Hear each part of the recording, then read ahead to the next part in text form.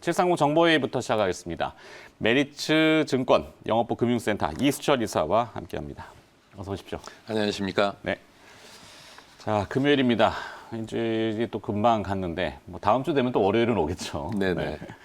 자, 이제 한 주를 마무리 잘 해야 될 텐데 이번 주에는 나름 시장 분위기는 괜찮았습니다. 다음 주도 나쁘지 않을 것 같습니다. 예. 예. 6거래일 연속해서 코스피가 올랐죠. 네. 뭐 숨고르기 좀 한다 하더라도 3월에 추웠었던 꽃샘추위는 지나갔다라고 보시면 될 것 같습니다. 네. 자, 일단은 뭐 코로나와 그다음에 뭐 이 경기 회복과 같이 동행하는 현상이 나타나잖아요. 네. 우리 국내 확진자도 계속 또 늘어나고 네, 있고요. 다시 늘어나고 예. 있고 4차 유행이다라고 표현을 하고는 있는데 일단 그래도 경제는 멈출 수가 없다. 맞습니다. 네. 예. 자, 경제가 멈출 수 없다면 기업도 멈출 수가 없고 그래서 오늘은 어떤 기업부터 먼저 들여다볼지 이 기업을 가져오셨군요. 네. 지난 한 달 전에 한번 소개해드린 적이 있습니다. 이커머스 시장에 새롭게 타겟팅 광고와 관련돼서 새로운 지평을 개척하고 있는 선도 기업이죠. 인크로스입니다. 인크로스. 네. 이 비교군이 형성이 됐죠. 나스미디어 그다음에 와이더 플랜. 와이더 플래닝. 네. 네, 이게 뭐 경기가 지금 뭐 대규모의 부양책들이 전 세계적으로 다 이루어지고 있기 때문에 네. 경기가 이제 지표들이 올라오잖아요. 네네. 그러면은 아무래도 기업들도 멈출 수가 없으니까 광고를 다시 집행하고 그렇죠. 늘리겠죠. 예. 네, 판관비를 늘리고 네네. 해서 거기에 해당되는 기업이 아닌가. 맞습니다. 중심에 예. 있는 SK에 네네. 들어보죠. 대주주가 SKT죠. 그래서 지금 인공지능과 빅데이터를 활용한 비즈니스 모델의 선도 기업이라고 이해를 하시면 도움이 될 것 같습니다. 하고 있는 사업이 이제 기존의 디지털 광고 미디어 랩이라고 해서 광고주와 광고 대행사 대신에 매체 전략을 수립하고 광고를 집행해 주는 이 사업 부분이 안정적인 캐시카우 역할을 하고 있고요. 그리고 국내 최초의 동영상 광고 네트워크 플랫폼인 다윈 사업을 영위하고 있습니다. 네. 그런데 이제 작년서부터 이 회사의 성장을 본격적으로 기여하고 있는 부분은 T딜이라고 하는 사업입니다. 티딜이요. 네. 네. T딜 같은 경우는 이제 문자 메시지 기반의 커머스형 광고 상품으로 세계에서 최초로 성공한 사례이죠. 그래서 특히 이제 인크로스 같은 경우는 SK텔레콤에 기반한 고객 2,800만 명의 데이터를 가지고 타겟팅을 해서 마케팅을 하고 있기 때문에 안정 성장을 지금 보여주고 있습니다. 식별 고객, 식별 아이디 이렇게 됩니다. 네, 맞습니다. 네. 그러니까 와이더 플래닛은 이제 비식별 고객이고요. 그래서 그 T딜 같은 경우는 시장 선점하기 시장을 갖다 후발이 들어왔지만은 시장 마켓 쉐어를 늘리기 위해서 지향하고 있는 것이 최저가를 지향을 하고 있습니다. 그래서 가격 경쟁력을 확보하고 타겟 소비자 집단에 정확하게 광고를 해서 이것이 반복 구매를 일으켜서 안정 성장을 도모하고 있는 상황인데요. 특히 이제 리텐션율이라고 하는 것이 좋아지고 있습니다. 네. 얼마나 많은 유저가 앱을 사용하는지 충성 고객을 분류를 해서 리텐션율 높은 고객 위주로 효율적인 타겟팅 광고를 하고 있는데요. 그 전일 보면 이재원 SK텔레콤 광고 사업 담당 겸 인크로스 대표. 네. 이재원 대표. 예예. 이재원 대표의 인터뷰 기사에서 저희가 참조를 해보면은 어제 기사 내용을 찾아보시면 되겠군요. 네네. 전자신문 기사 내용이 있고 뭐 다른 매체도 이제 다시 네. 보도를 했던 것 같은데. 그래서 이 AI 같은 경우는 이제 빅데이터를 활용해서 잠재국의 상위층에 딜 링크를 발송하거나 아니면 쿠폰을 발송해서 구매를 유도하는데 이 고도화되어지고 있는 AI 로직을 통해서 그 효율성이 점점 더 제고가 될 것이다. 그래서 이런 그 AI가 실생활에 응용된 유니크한 사업 성공 사례로서 T딜이 시장에서 각광을 받게 될 것이다. 한 점이 관심이 있고요. 특히 이제 그 AI 기반 RPA라고 하는 것이 있는데요. 네. RPA는 뭐냐면 로봇 프로세스 오토메이션입니다. 그러니까 인공지능을 통해서 빅데이터를 갖다 로봇이 계속 가공을 해갖고 실시간으로 계속 백업을 해주는 것이죠. 그래서 고객들한테 최저가 상품을 노출을 시키고 그 와중에도 이 컴퓨터는 AI를 활용해서 계속 활용이 되다가 이 최저가가 아닌 다른 상황이 제기가 되면은 최저가 상품을 바로 내리게 됨으로써 고객에 대한 신뢰도를 제고해 줄 수가 있는 부분이죠. 네. 이 AI를 활용한 빅데이터 이런 점에서 시장에서 관심이 높은 것 같고요. 특히 이제 이 T딜 같은 경우는 공동구매의 일종입니다. 근데 기존의 공동구매에 단점이 있습니다. 어디서 뭐 공동구매한다라고 하면은 뭐 그 최소 공동구매 인원이 모일 때까지 기다려야 되고요. 이 대량 구매를 하게 되면 할인율을 적용받을 수 그렇죠. 있기 때문에 그러니까 쿠팡이 시장에 들어올 때 네. 대량 구매를 통해서 할인율을 높게 했었던 부분, 어. 예, 그 부분을 갖다 더 효율적으로 원용을 한 것이죠. 네. 그래서 T딜의 강점, T딜 같은 경우는 판매자하고 협의를 해서 합리적인 가격으로 최저가로 이미 공동구매 될 수 있도록 세팅을 해놓고 나서 고객들한테 리얼타임으로 타겟팅 광고해서 집계 효과도 빨라지고 그리고 공동구매가 빨리 도달이 되니까 판매자 입장에서도 재고 부담이 없게 되고요. 이런 선순환 구조를 만든 것이 시장에서 호평을 받고 있는 것 같습니다. 광고주, 그러니까 판매자들은 사실 광고를 통해, 그러니까 이 T딜 같은 그 앱을 통해 가지고 네. 판매되는 만큼만 광고료를 또 지불하는 그렇죠. 거죠. 효율적인 거죠. 처음에는 그냥 광고료 넣었는데 이게 팔릴지 안 말지 네. 몰라오고 비용만 그냥 나중에 나갈 수 그래서 이제 있었던 광고 상황이 시장 있는데. 같은 경우에는 심지어 내가 10억이라는 비용을 지불을 해서 광고 업체한테 주면 광고 업체가 10억에 반하는 뭐 330억이면 30억, 네. 40억이면 40억. 광고주가 원하는 수율이 올라오지 못하면은 그렇죠. 오히려 광고 대행사는 토해내는 그런 산업 구조입니다. 네. 레드오션인 거죠. 그런 레드오션에서 그런 비효율적인 부분을 갖다 극복할 수 있는 것이 강점이라고 볼 수 있는 부분이죠. 네. 그래서 지금 T딜이 한번 사용하신 분들은 뭐 굉장히 반응들이 좋으시더라고요. 그렇죠. 사실 그 작년에 시작되었을 때는 네. 취급 품목수가 좀 적었었습니다. 따로 그런데 광고, 그러니까 T딜 자체에 대한 그 광고를 안 했잖아요. 네네. 그런데도 아름아름 이제 구전을 통해 가지고 써보는 분들이 그렇죠. 생겨나고 예. 좋고 제일 가격이 싸고 네. 필요한 것들을 적시적시하게 또 그렇죠. 이렇게 푸싱을 주니까 구매를 한번 해보신 분들은 이 충성도가 굉장히 높으시다고. 그러면서 이제 점점 이제 삼성전자나 LG 같은 대기업 품목들이. 제품도 참여되어지고 있고요. 네. 그리고 이제 전일 예전 SK텔레콤 그 광고 사업 담당 인터뷰 내용을 보면은 또 상당히 기분 좋은 부분인데 이건 개인적으로 느낀 건데 ESG 관련돼서도 노력을 하겠다라고 하는 부분이 상당히 좀 가슴에 와닿는 부분이었습니다. 사실은 이제 뭐 그 TV 프로그램 중에 보면은 우리나라 지역 농산물, 수산물 재고 같은 것을 모 회사에서 많이 해소해주는. 네, 백종원 씨가 아는 예. 만남의 광장. 네네. 얘기하셔도 됩니다. 뭐 프로그램 뭐 이렇게 안 하셔도 되고. 네.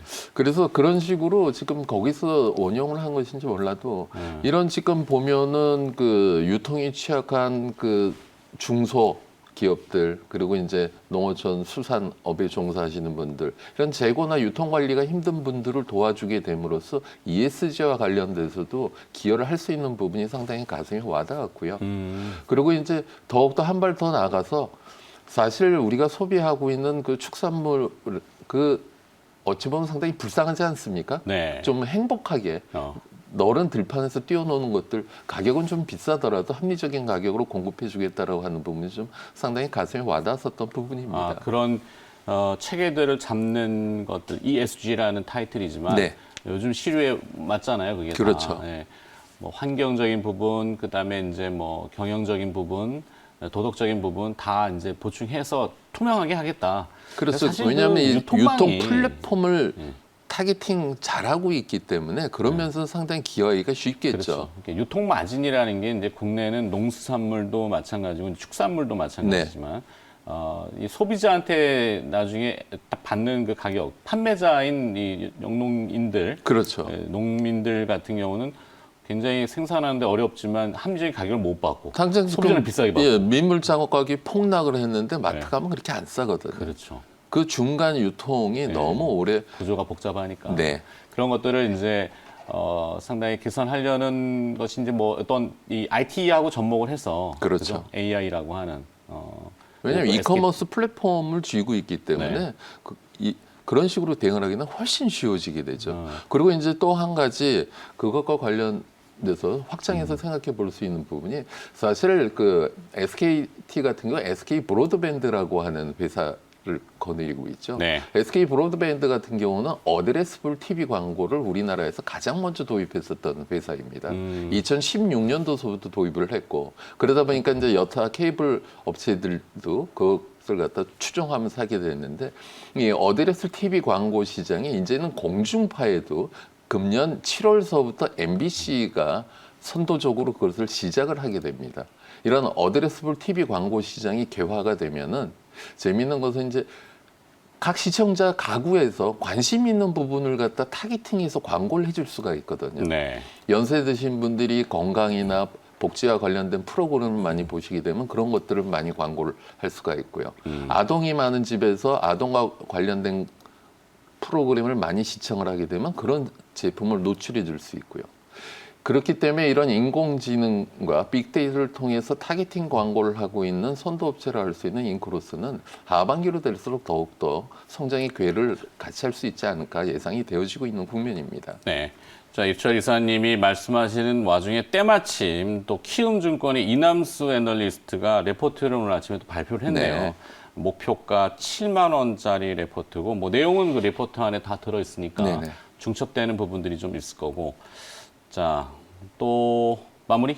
네. 그래서 지금 보면은 장기 우상향 추세로 가고 있기 때문에 시장이 흔들릴 때는 자연스레 조정을 받고 있고요. 지금 요즘 조정 받고 있기 때문에 관심 갖고 계신 분들은 매수가는 현재가로 제시해 드리겠고요. 손절가는 종가 기준으로 5만 5천 원 제시해 드리겠습니다. 그렇죠. 자, 여기까지가 이제 공개될 수 있는 사항. 비공개 사항은 정보 회의니까 카더라는 제가 꺼내겠습니다.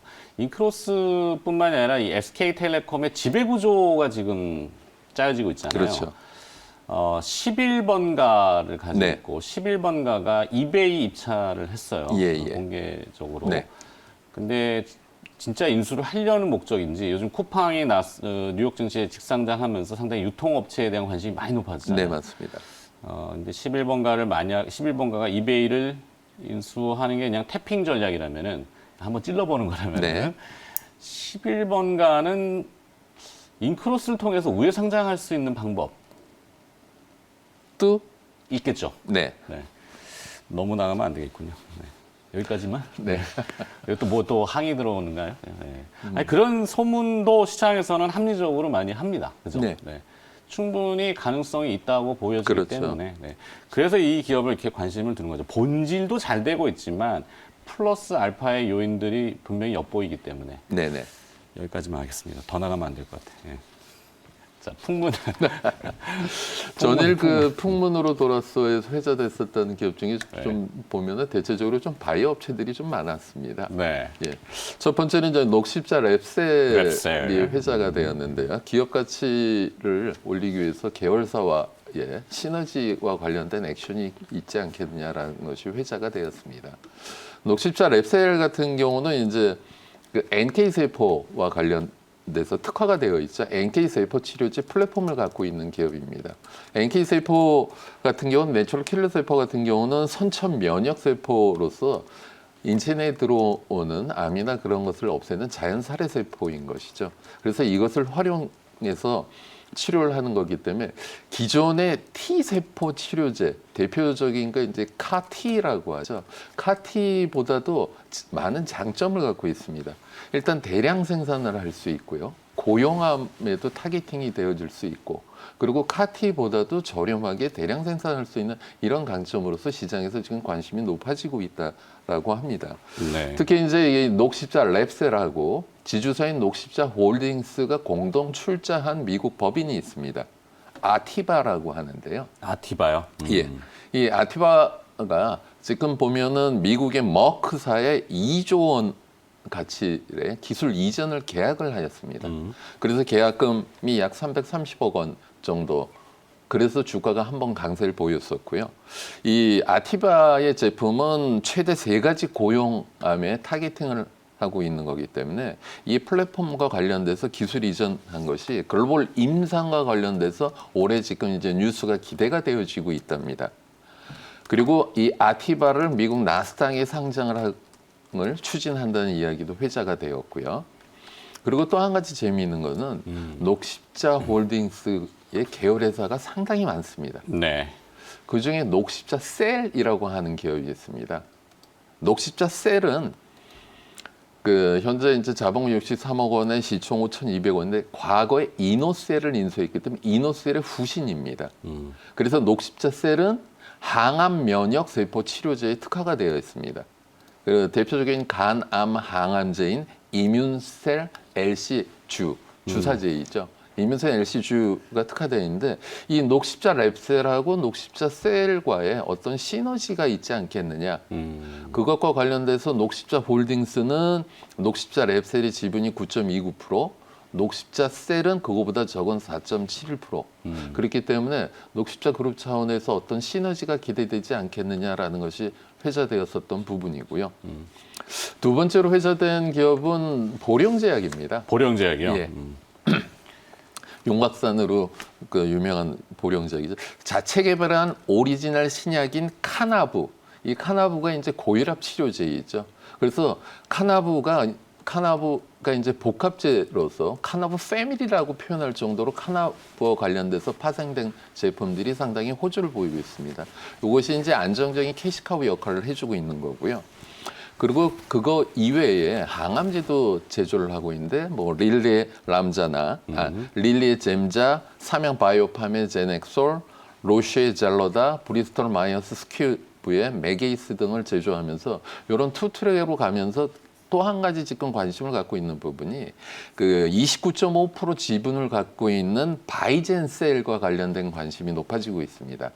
어려운 용어들이 많이 등장하네요. 네, 기업들도 이제 바이젠셀 왜냐하면 아무래도 바이오다 보니까 그렇죠. 그래서 이제 바이젠셀 같은 경우는 면역세포 치료제와 관련돼서 일을 하고 있는 기업인데요. 이 기업이 바이젠셀 같은 경우는 이제 3분기 IPO를 하게 되면은 보령제약의 주가에 플러스 요인이 되지 않겠냐. 그리고 이제 공장도 신규 증설한 것도 본격 가동되어지고 주가도 바닥권이기 때문에 이제는 좀 보령을 관심 있게 봐야 되지 않겠냐라고 하는 부분이 어제 회자되었었고요. 네. 또 같은 맥락으로 또 한 가지 회자되었던 기업, 바이오 기업이 티움바이오라고 있습니다. 티움이요. 네. 네.